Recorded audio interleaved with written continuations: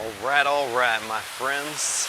Welcome to St. Pete Beach. We're out here just walking around, chilling. Beautiful February afternoon in Pass-A-Grille. So, just dropping by to say hello. Been out doing a closing, getting some documents signed. So I was here near the beach. Beautiful day. Couldn't resist. So probably noticed I've been creating a lot of posts about the real estate market, buying, selling houses, refinancing. Been doing a bunch of fun ones recently. After having done 850 closings over the past couple of years, been noticing a few trends recently in this crazy hot real estate market. So just thought I'd share a couple of tips with you. 3 things actually. If you're looking to buy or sell, especially if you want to sell but you're not sure what to buy, share some tips with you, some strategies that I've been seeing quite a few people use recently. So I'm going to share those with you here in a minute, but want to get down here closer to the park, the Pass-A-Grille Park. Probably be a little bit quieter. Well, it's not too bad here. It's a nice area. So one of the things I've noticed, actually, I'll just shoot them all out, all 3 of them, and then we'll dive more in depth into each one, is the use of HELOCs, home equity loans, to buy a second property, even though the HELOC is on your primary residence. So that way you can buy a home without having to sell your first one. The second thing is leasebacks. A lot of people are selling their homes, but choosing to live there an extra 30, 45, or even 60 days. So I've been seeing that quite a bit. And the third thing is that when people sell their homes, I've been seeing a lot of investors buying up properties, iBuyers, tying up properties and renting them out. But when people are buying their own homes, so I forget what the third thing was. What was the third thing I was going to tell you about? Slipped my mind here. So I'll remember it here in a minute. But anyways, so let's go back to the idea of getting the home equity loan on your primary home, because you not only get the benefits of using your primary home, so you get the better interest rates and all the extra benefits you get from using your primary home. Typically, if you refinance on your second home, which is considered an investment property, then you pay higher interest rates and all that stuff. So, noticed recently, they'll tell me it's a refinance. I'll get there to the signing and see on the closing disclosure that it says home equity loan, even though the note and the mortgage are a typical refinance documents. And I'll start chatting with the people and they'll let me know that they're using it to buy their second home or even a property. The last one I did, they were buying a piece of land and they were going to build on it. So they're cashing out the refinancing their home, but getting a good chunk of change and using that change to buy their second home And that way they don't have to sell right away. So they buy the new home, they move everything over to it, live in it, and then go about selling their primary home once everything's settled. Beautiful day out here, isn't it? See a little squirrel hiding over there behind that palm tree. Some doves there. So then the people who are selling their home but they don't have a place to go right away, they're typically just leasing back their own home. So in the actual closing documents, it'll stipulate how long they can stay for. So they'll actually end up selling their home, but they'll continue living there for up to 60 days while they purchase something else.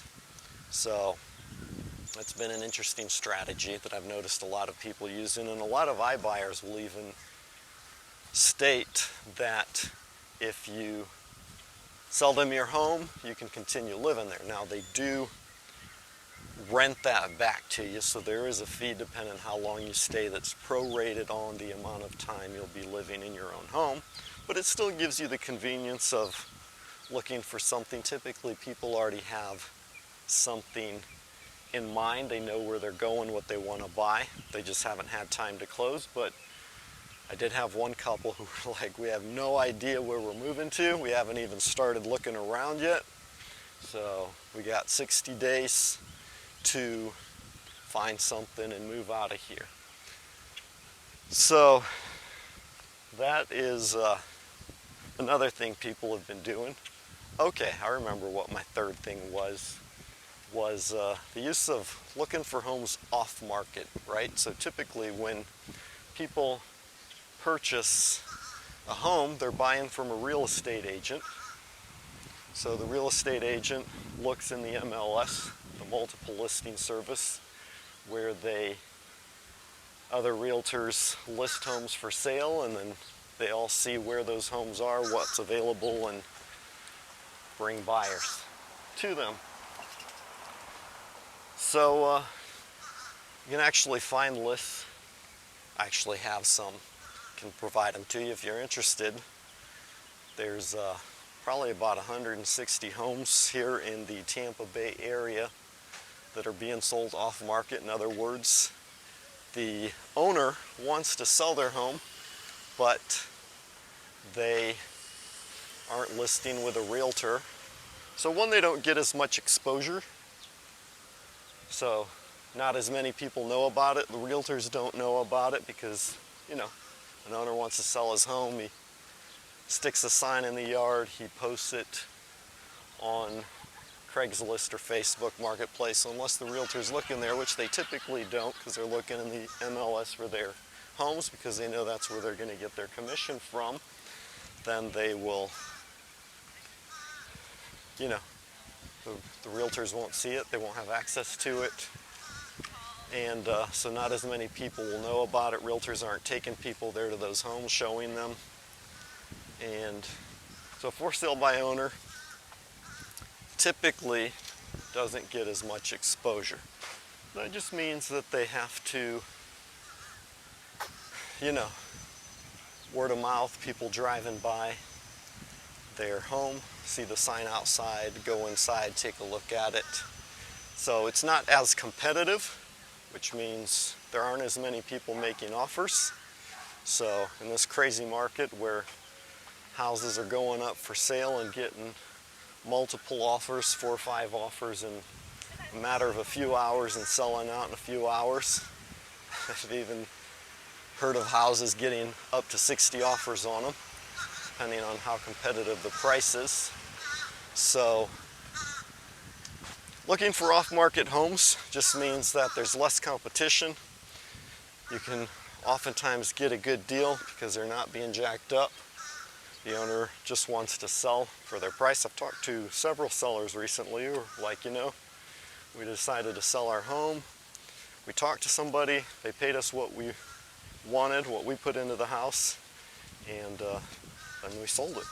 So they aren't really analyzing it to see what properties are going for and how much they could get out of it, which is why for a lot of people it can actually be beneficial to buy off market. Now, like I said, the only downside to it is that you don't know where those properties are unless you know where to look. So if that's something that interests you and you would like a list of those addresses, contact information, let me know and I will be happy to hook you up.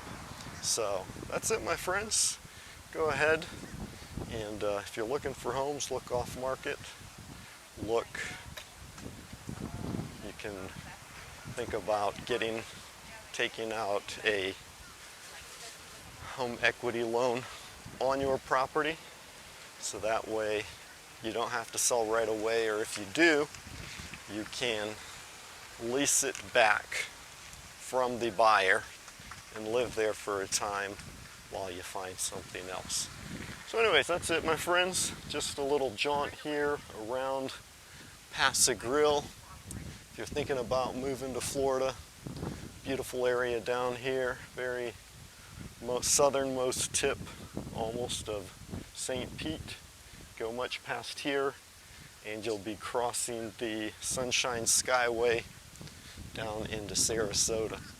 So if you are thinking of moving to Florida and you're interested in the area, hit me up. Let me know what kind of property you're looking for, what kind of home, price range, how many bedrooms, bathrooms. Be happy to take a look. I can actually do it right online, shoot you a little video showing you what's available, pictures, and you can tell me what you like and don't like about each one. No obligation. If you see something you like, we can dig more in depth. So if you have questions about St. Pete, Pinellas County, Hillsborough County, Tampa Bay, Pasco County, anywhere here in Central Florida, hit me up and I'll be happy to talk with you about living in Florida. Y'all have a great day. Peace out.